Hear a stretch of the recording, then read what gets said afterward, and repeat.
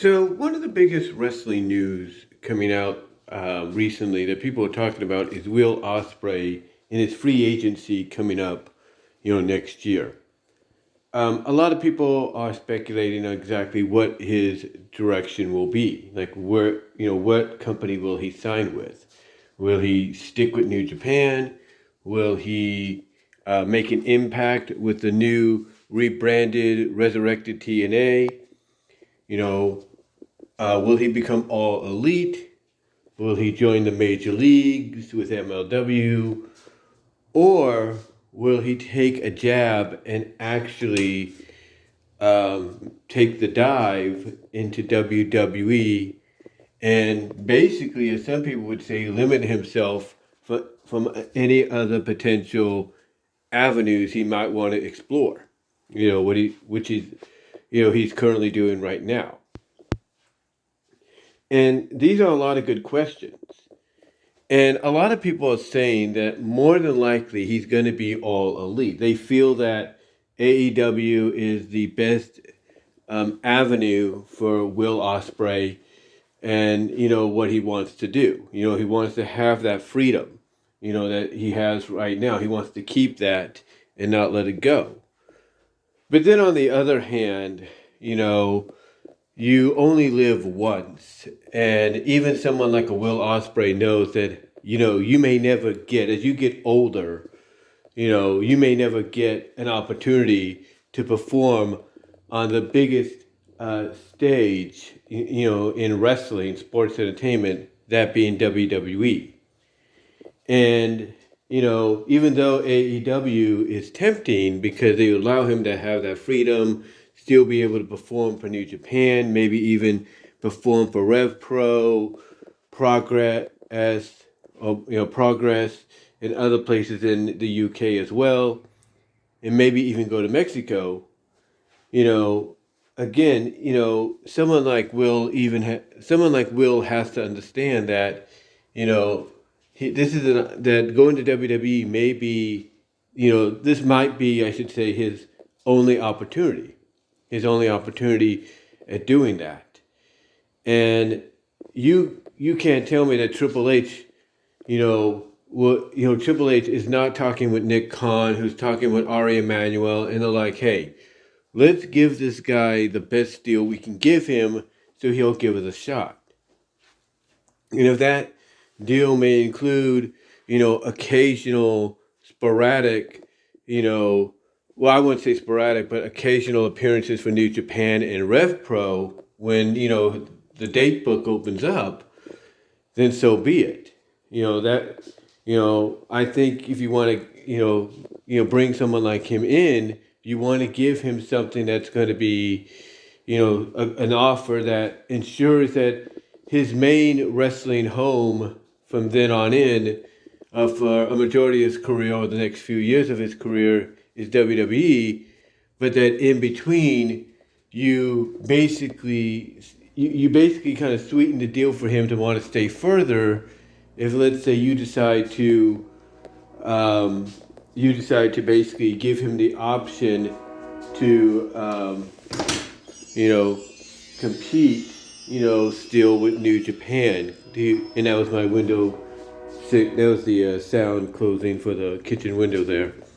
But basically, if you want to sweeten the deal to get him to stay longer, you give him a deal that's going to basically, be the envy of anybody else and maybe open the doors, for other people. And to me, I think I think Triple H would be crazy not to give him the option to, compete, if not occasionally still, with Rev Pro and Progress, as well as, still compete for, New Japan, and stuff like that. So I think, WWE will do what it takes. Triple H, in this case, will do what it takes to sign him. I mean, I agree that if it was still Vince McMahon running things, like Vince McMahon was the be-all, end-all, then yeah, I totally agree. There's no chance that Will Ospreay would get the deal that he would want, or that maybe WWE would consider saying, hey, let's let this guy go back to Japan and compete for New Japan, once on an occasion, or let's let him go to Rev Pro and compete once on an occasion, or Progress once on an occasion. He wouldn't get that, opportunity if Vince McMahon was the one, in charge, if he was still, the one making the decisions. But he's not. Fortunately, it's, Triple H, Nick Khan, and Ari Emanuel. So I think, if anything, they'd probably be willing to go that route, if they do. Or maybe Will's like, hey, I may never go to WWE again. This might be my only opportunity, so I'll test the waters with them to see what it's like to commit to only one company. And maybe that's why he goes to WWE, to see what it'd be like to just, focus on being with one company instead of traveling, to various other promotions, independent, international, or major. He might be the one that considers that. We don't know. We don't know. But, it's going to be interesting to see what WWE will do for him if they do land him, like what kind of deal they will give him. Again, AEW, a lot of people are pointing towards AEW as being probably his destination because, Tony Khan allowing his talent to go to Japan, to Mexico, to Europe, to the United Kingdom to compete, when they're not, when they're not needed.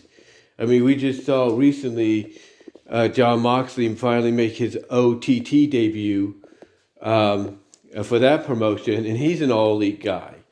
So, that might be an attractive, offer too, that, hey, Tony Khan could, match, the same offer price-wise that WWE's offering him, and say, hey, I can match that and maybe even add a bit more.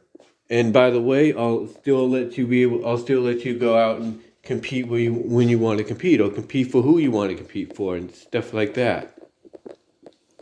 So, there's that, and that's an attractive offer. The same thing with Impact, if they want him.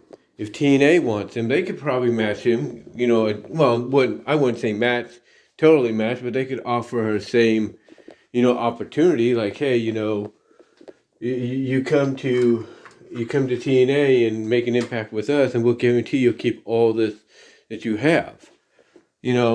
There's a lot of there's a lot of breathing room. I will say this: there is a lot of breathing room for Will Ospreay to want to take an opportunity in. There's a lot of breathing room. There's a lot of opportunity. There's a lot of breathing room. There's a lot of